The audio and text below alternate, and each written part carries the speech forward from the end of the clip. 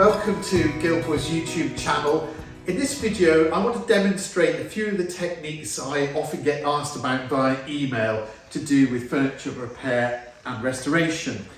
So I'm going to strip and refinish this teak mid-century dining table, although it's actually not mid-century, it's actually the latter part of the 20th century. I picked this dining table up off of Facebook Marketplace for about £25 with the dining chairs, so a dining set with two carvers. We haven't got the chairs here. I want to concentrate on the table because it's got ring marks on it. There is flaky damage to the finish, so we're going to strip that away, but also I'm going to demonstrate and have a look at the difference between the ordinary water-based stripper and the chemical stripper that we use in the workshop. So you can see clearly the difference between the two.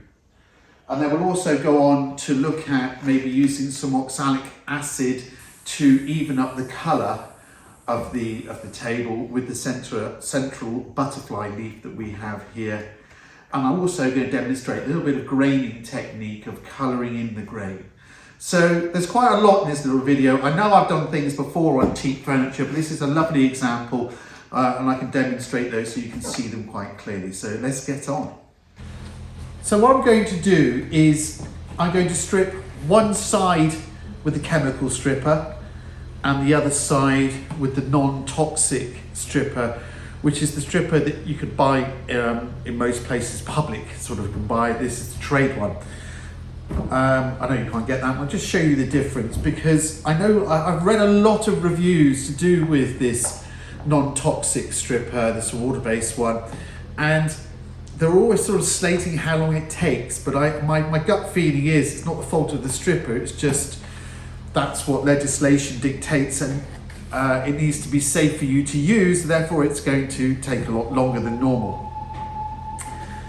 Right, let's crack on. So what I've got is a brush for each, some cabinet scrapers to scrape off the excess finish that's on the table, some coarse wire wool which I'll cut with scissors, gloves, a tray, and I'll get some protective eyewear. Right.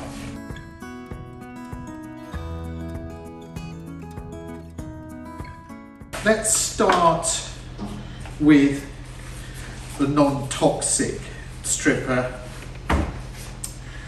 I'm just going to lay it on. You can see it's really thick. It's like wallpaper paste. It really is like wallpaper paste.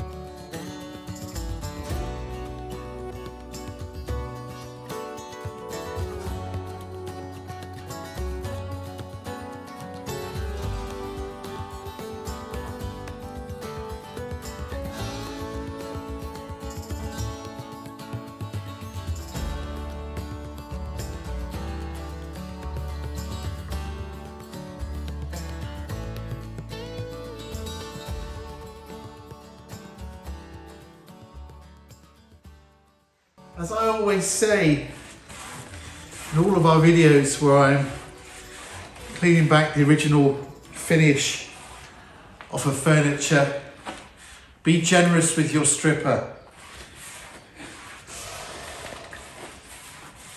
Always be generous with it, really let it soak in to the table. As you can see, I've done it on the left hand side or your right hand side there. Let the stripper do the work.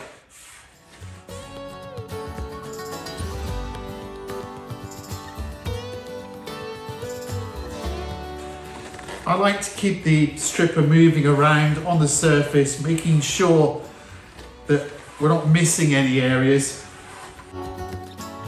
And don't slap the stripper around. Lay it on the surface and don't slap it with the brush because it's splashing your face.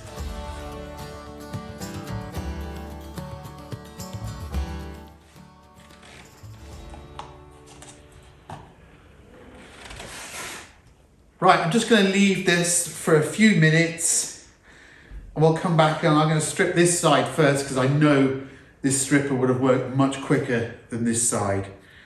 So let's clean this one back first. Just give it a few minutes.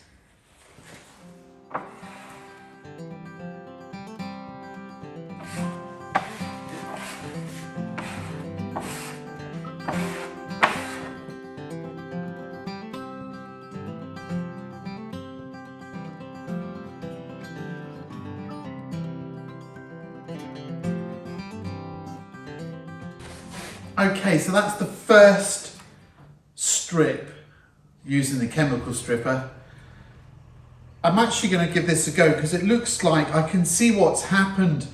It started to, the water-based strippers sort of penetrated into the finish, I can see. And I think it actually might be ready for me to start stripping. So I'm going to do the same to this side now.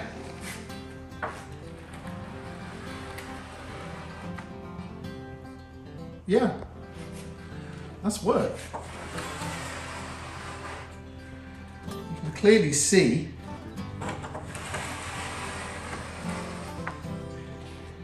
that's the finish coming away.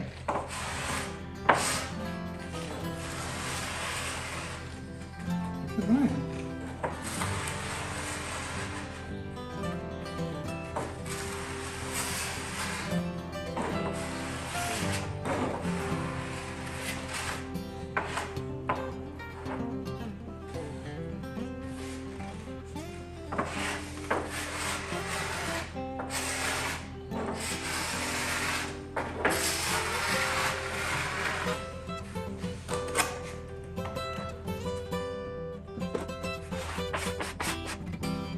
I'm pleasantly surprised by that.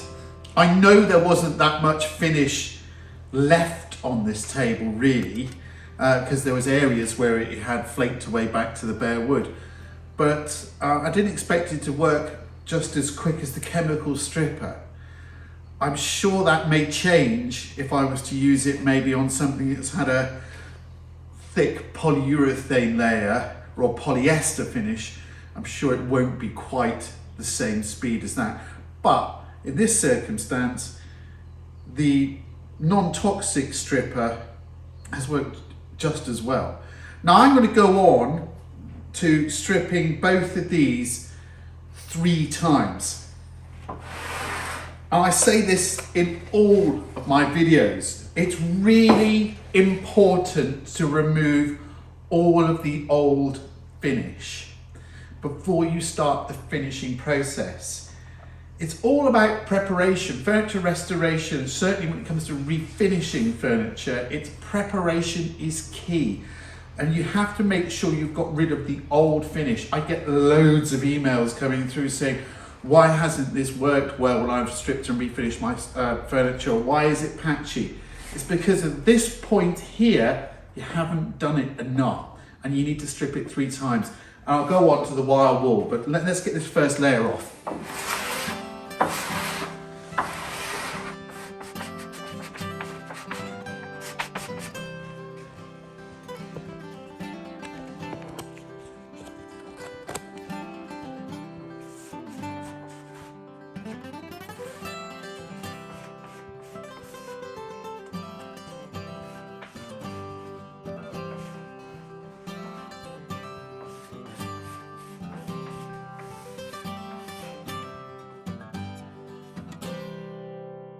So I've cut off a length of the coarse wire wool.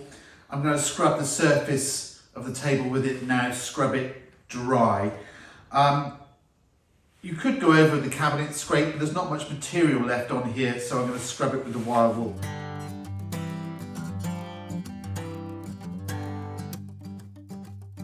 You can see how it picks up. I show that to Ian. Picks up all that material. Keep on changing the face.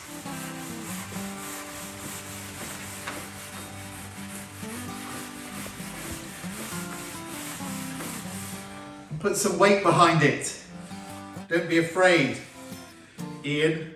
You've got enough of that. Thank you.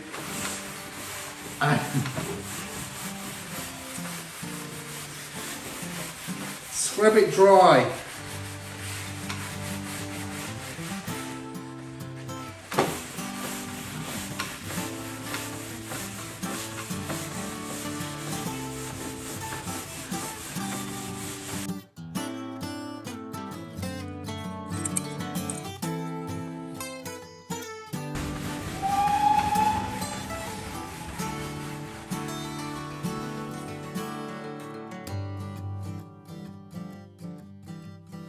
So, you can see the central area here is stripped really nicely, but clearly you can see here there's still remains of the old finish and around the edge here. I will go on and do the sides of this and the frame a bit later, but for the purposes of the video I want to show you the top here. Right, okay, so let's go on to the water-based side, the non-toxic side. Now I have read about not using steel wool or wire wool to strip the water-based stripper because it may react with the water and cause rust marks on the top. But not with my method of stripping, that won't happen. Because you're not going to leave any wire wool on the surface. Whoa. That.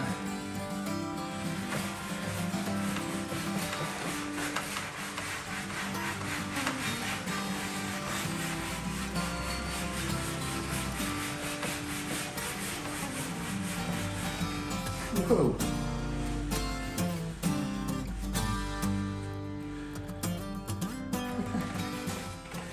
Do you see that?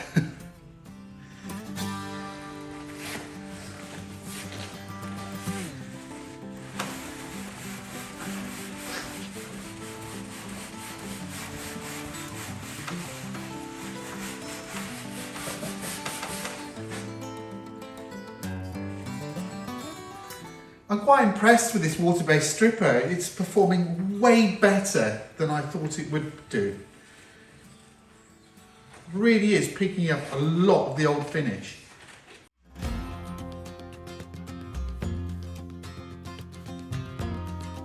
There is one obvious thing that you can see here.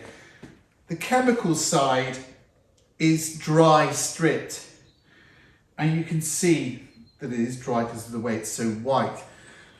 The water-based side, because it's wet, it's been absorbed by the wood, the veneer.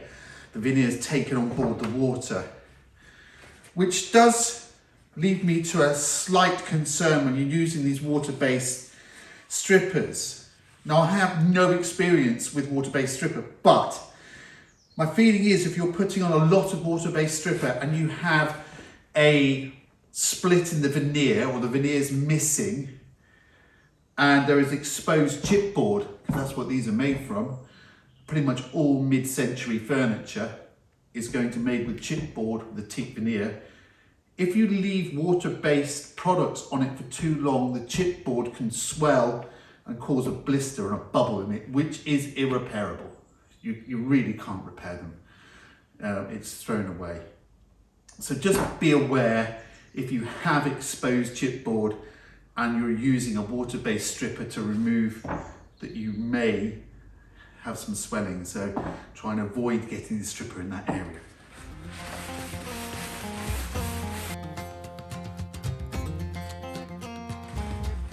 just teasing the steel wool to open up fresh new area for me to scrub.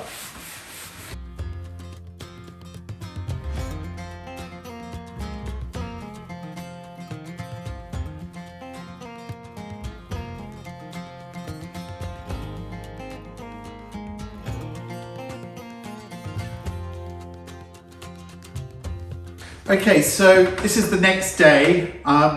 We've stripped the table twice and now we're going for the third strip. You know, I always say about stripping 3 times. You've got to strip it 3 times to make sure it's stripped really clean. Now you can see clearly there's a difference. The water-based stripper here almost appears like it's bleached the surface. It's also quite patchy, although I think it's taken most of the finish off, but it is very patchy and the grain has raised. So there's quite a marked difference between the professional stripper and the water-based. But let's go on for the third strip and then we'll see what happens after that. Right.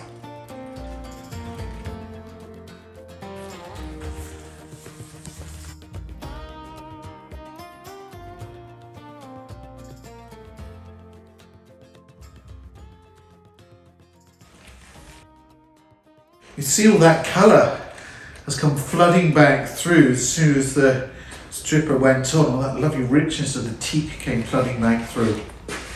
Right, let's go on to the chemical stripper.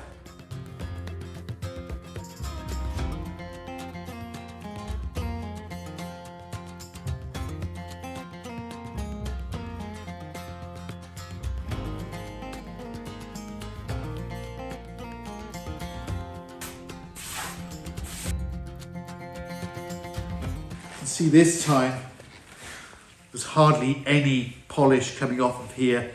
In actual fact, it's teak dust that's coming off more than anything.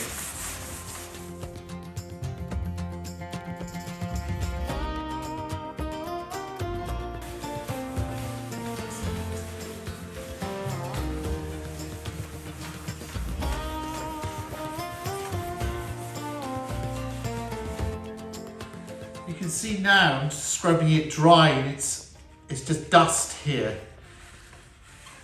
Just teak dust.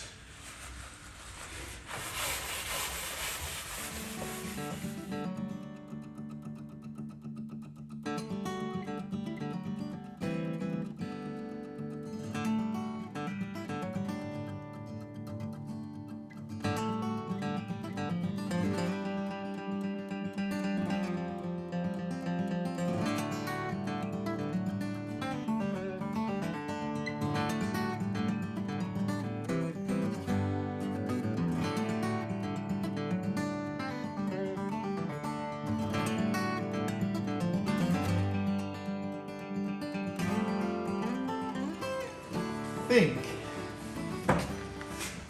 it's just teak dust, so it's just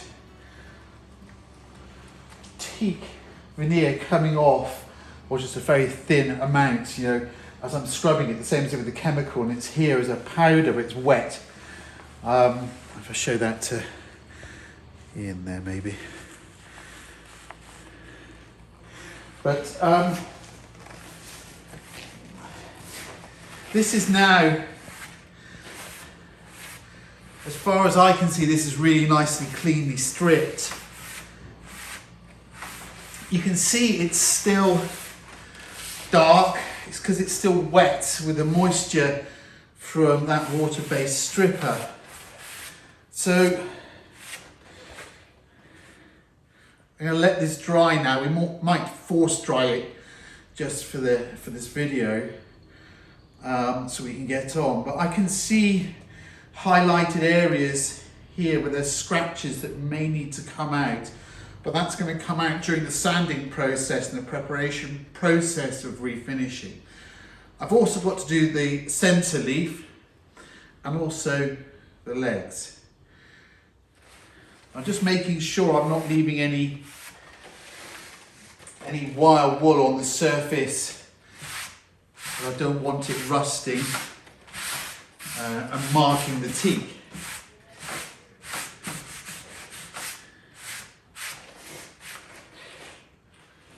Just use a clean piece.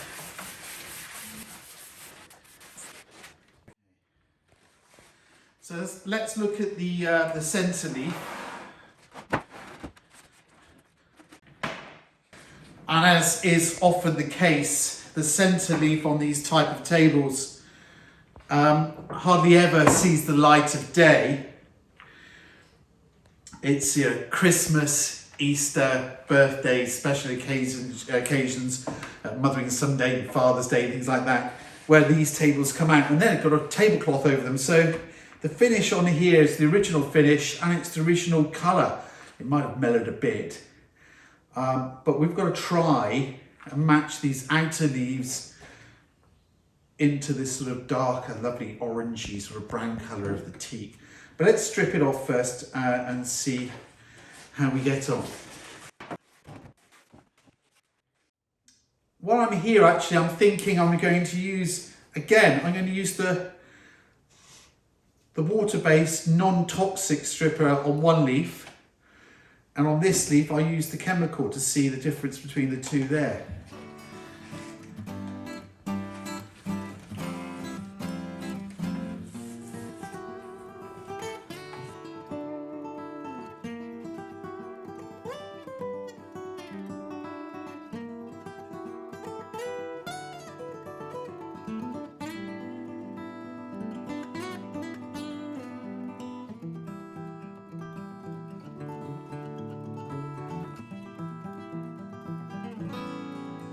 Now the water-based side here, the non-toxic side, on the second strip has actually stripped better than the chemical side at this moment in time.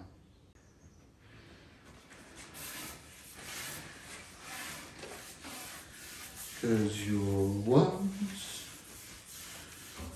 twice, 3 times a stripper.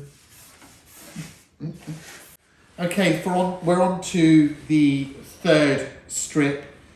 I'm scrubbing with the wire wool. Whilst I'm sort of talking about wire wool, I have got rid of some of our wire wool, put it in the bin, but I'm not going to throw it away actually. Over the next few days, I will go back into that bin, shake off all of the excess strip finish that's trapped within the wire wool, and you can reuse it. So it's not just thrown away, it dries out and you can reuse it. Anyhow, let's get on.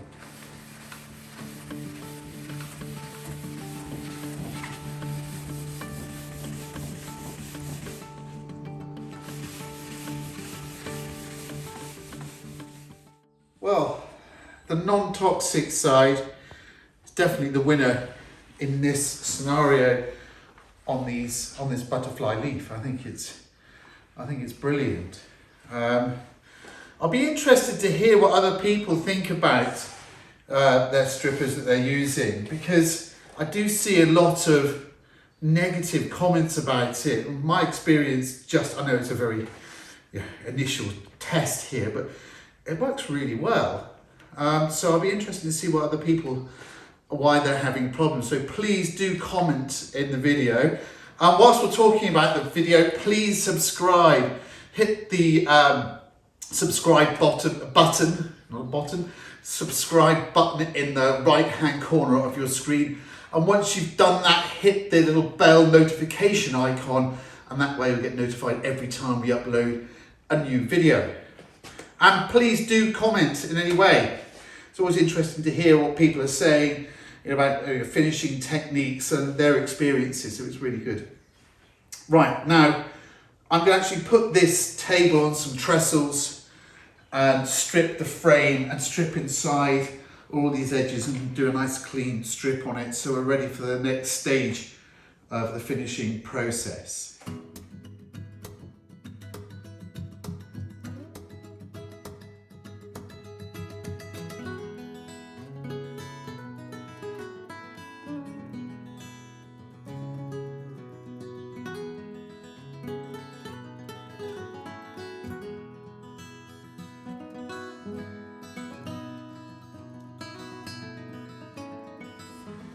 Okay, so we've had a epic stripping and sanding of the base. You may not need to do that, but I wanted to on this one because it is quite sun faded and I wanted to strip and repolish the whole table. Right, now we're at the point where we need to prepare the top of the table. As you remember, this side here, I stripped with the water-based non-toxic stripper. This is the toxic stripper, and in here we have the water-based non-toxic and the toxic. Right, let's just close that up. Now the benefits I can see straight away from the water-based one in this situation is that it's definitely raised the grain. It's much smoother over this side, which will make it easier for me to sand and for you to sand. Because it's raised the fibres, it will sand easier. So it'll get rid of any sort of scratches, marks, and also refresh the teak. This is going to take a little bit more work to sand. I mean, I could wash over this, I suppose, with some warm water to raise the fibres, let it dry, and it will be similar to this. But for this experiment, here with the two strippers, let's crack on.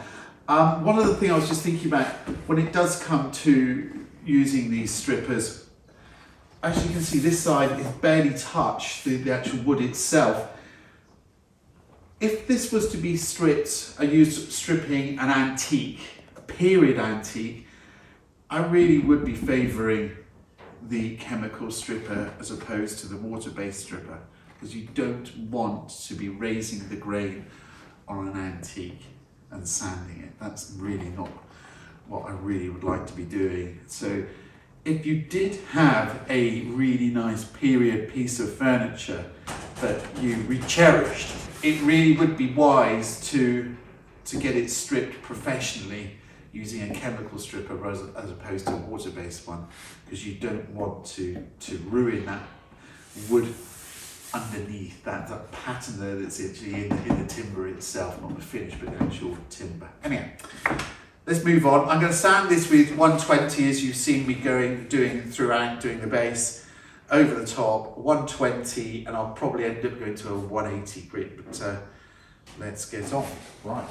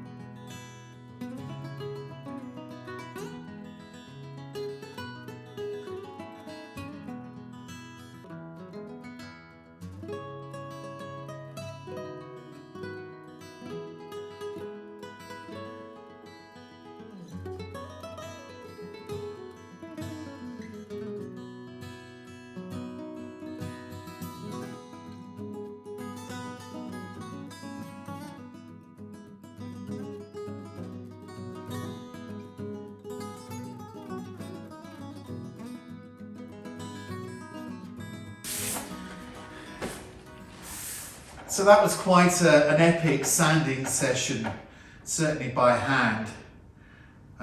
Make my arm ache. We would normally use a sander, I think, in this circumstance, if it was in the workshop and a paid job, because Obviously hand sanding does take an awful lot longer than it would be a mechanical sander. But with caution, a mechanical sander on a veneered surface, which pretty much all of these mid-century tables, or so-called mid-century tables, are. They are veneered on chipboard with a very thin veneer. So thin, that is how thin. It is incredibly thin. Maybe I'll show it to Ian's camera there. But nonetheless, there is still enough for you to be able to sand, as long as somebody else hasn't been there before you. So you can use a mechanical sander, but be very, very careful, and you must never take your eye off the board and watch what you're doing, because it's so easy to sand through. But you saw me there doing it by hand. It didn't cost me anything but my own energy to do that. And you don't have to do it all in one go. We have got more sanding to do. But I'm at a stage now where I want to wash over this teak surface to see the colour, and also washing it over with a bit of methylated spirits will help raise the grain a little bit from when I sanded it with the 180, because we just sanded that with 120 grit. All of that stuff here. Can I find a piece of 120 written on it? There you go. 120 grit sandpaper, and you saw me also cleaning it off, so once it clogs up you can keep on reusing it, so don't just throw it in the bin. Demonstration. Oh yes, veneer. Talking about veneers, here is a G-plan coffee table from a nest of 3 that I demonstrated in another video, but I think it's relevant here. I cut it in half to show the chipboard core, but also to show how thin the veneer is. You can barely see it with your naked eye. Again, if I show that to Ian here.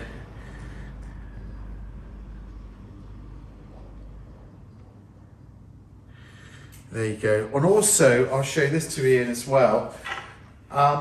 This is what it looks like when you sand through. You can see the chipboard going through, and the little zigzag here is the stitching where the veneers were stitched together. But if you can see this video, click on the link which I'll put up on the top of the screen here, and you can see all about this piece of furniture being chopped in half, and G-plan Furniture Restoration, which is exactly the same as what I'm doing here. Right, let's move on. So we've sanded. I want to wash over the surface of this with methylated spirits, and the reason being I want to see the colour. I want to see what it looks like. I want to see the difference. Hopefully there'll be none now between this one was the one that we stripped with the non-toxic. This is the toxic one, if you like. We've sanded it all. I think they both sanded. This one sanded a little easier, to be fair, because the grain was raised by the water-based stripper. Right, I'll pop some gloves on. This is denatured alcohol. If you're in the United States, this is denatured alcohol. It's just got a colorant in it and stop people from drinking it. But it's methylated spirits. You can add a little bit of acetic acid to that if you wanted to, which is pickling vinegar, to help neutralize the surface, but I wouldn't worry about it too much. And all I'm going to do is wash over the surface. Gosh, look at the colour of that. With the methylated spirits. That is really quite orangey, isn't it?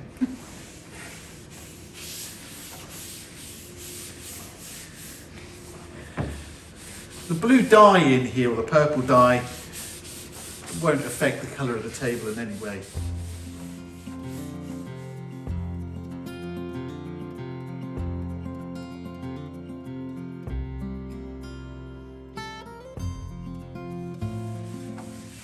if you are doing this, make sure you're in a well ventilated room, or do it outside, preferably.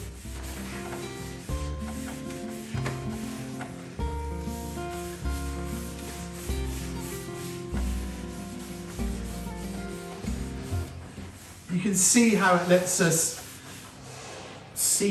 me see the colour of the wood now.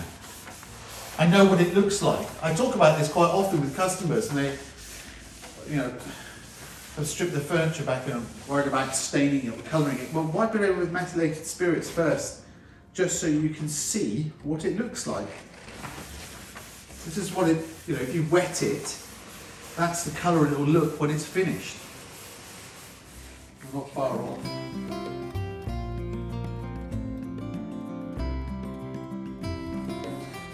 Now I've spotted something talking about sanding through. If Ian comes in, come over here and have a look at this.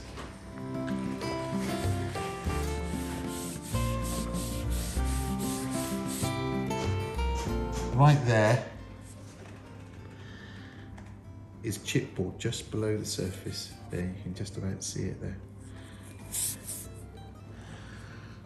So even with me hand sanding this, I've gone through, makes me wonder whether, I don't think it's been refinished before, but this sort of thing could have been sanded through back in the factory quite easily.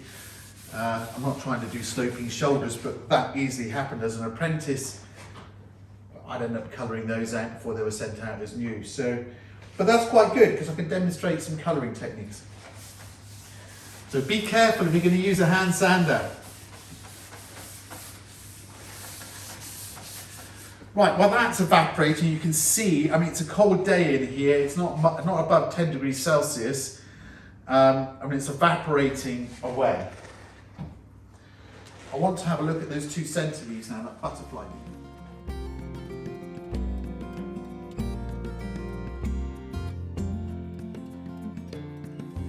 Look at the contrast in colours.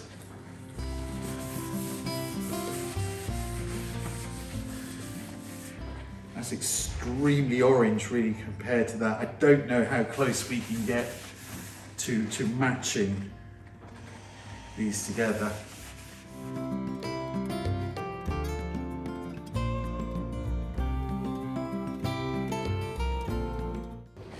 Okay, we'll let that evaporate. We'll come back. I'm going to go over the whole table with 180 grit sandpaper this time, because that was 120. Then I'm going to go with the 180. If I'd have started sanding this with 180, which I'm sure some people will say probably in the comments, why do you go with 120? I'd have been here till Christmas. It would take so long. So 120 is the hardest I would go. Soak the surface with methylated spirits, helps raise the grain just a little bit, and then sand it with 180, take out the fine scratches. I'm going to be careful in this area here, but once we've done that, it should be ready for the finishing process, and we'll talk about that once we get there.